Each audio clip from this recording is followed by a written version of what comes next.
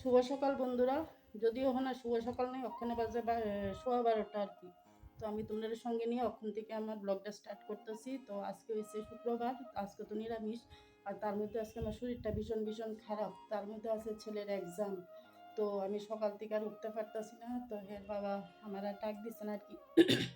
ডাক না দিয়া রুটি আন না ছেলেরে খাওয়াই দিছে, যদিও আয়া পড়বো 3টার সময় আয়া পড়বো আর কি।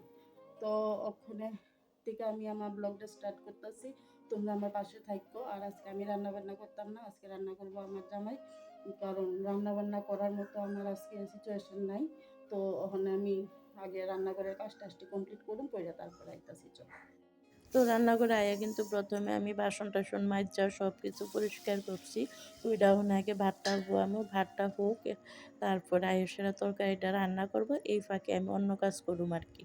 তো দেখো আমি কিন্তু এদিকে ভাত লইয়া লিছি, আর যখন আমার একটু চালটা বাড়াইয়ে নিতে লাগে কারণ আমার গলুর লিগা। তো দেখো ওইদিকে কিন্তু এই দেখো আমি বাসন সব ধুয়ে লাইছি, সেলফ টেপ সব কিছু পরিষ্কার করছি, গ্যাস ট্যাসটা আছে সব কিছু পরিষ্কার করে লাইছি। কারণ আমি রান্না মানে পরিষ্কার না থাকলে আমার ভালো লাগে না। তো এর মধ্যে ছেলে হয়েছে পনির খাইবো, তো এইদিকে আনছি। আর এটা হচ্ছে মালাই পনির, এটা কিন্তু মানে খুবই টেস্টি, জানি না কে কে খাইছো। এই পনিরটা কিন্তু খুবই স্বাদ, তোমরা কিন্তু খাইয়া দেখছো, দারুণ পনির। আর এদিকে আনছে পটল, পটল বেশি ভালো না, কিন্তু ওখানে সবজির যেই দাম, মানে নাই মামার টাকা না মামাও বালা। তো এদিকে মানে পটল দিয়ে আর পনির দিয়ে রান্না করা। সেটা তরকারিটা রান্না করবো। রেডিমেডি করে আমি রেডিমেডি করছি না। তো ওখানে আগে গড়দরটি গুছাই দিব, কারণ দিদি আয় না, দিদির মা অসুস্থ, আজকে কয়েকদিন ধরে হসপিটালে আছে।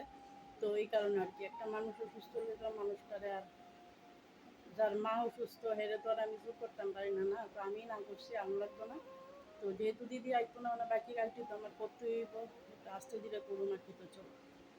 নতুন বেডশিট কিনুম আর পারতাম না, এটা হইতে পারে না। আমি নতুন বেডশিট নতুন নাইটি এই দুইটা জিনিস কিনলে কোনো দিনই আমি এটিরে মানে যত্ন করে রাখতাম পারি না। যতদিন পর্যন্ত এটি ইউজ না করুন ততদিন পর্যন্ত আমার শান্তি নাই। তোমরা কিন্তু সেদিনের ভিডিওতে দেখছো যে আমি এই বেডশিটটা কিনছি, আর খুব রিজনেবল প্রাইসে। দারুণ বেডশিট, কিন্তু দারুণ। দেখো আমি একদম তোমরা কাছের থেকে দেখাইতেছি, একদম সফট কটনের মধ্যে, তোমরা চাইলে নিতে পারো, আমার কমেন্ট করলে আমি লিঙ্ক দিয়ে দিব। তো মানে খুবই দারুণ। তো